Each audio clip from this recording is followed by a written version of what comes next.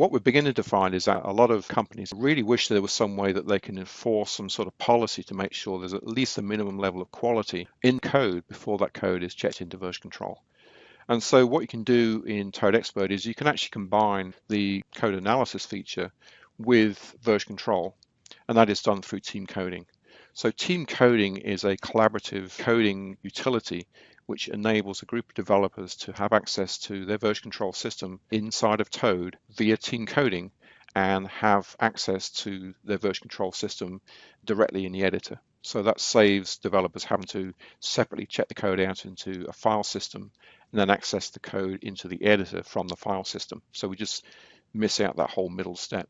So once the code is checked out and it's being worked on, if the developer checks the code back in and the code is below the required standard, then check-in will be denied.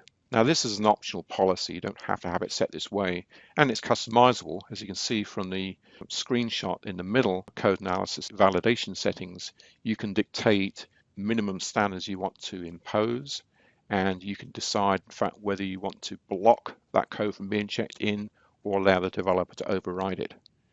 So this is going to ensure that you at least get a consistent code quality across your teams by enforcing it through the point at which the code gets checked in. And this will help prevent the code quality issues that lead to regression and ultimately lead to unplanned development cycles, which are very disruptive and costly to the business.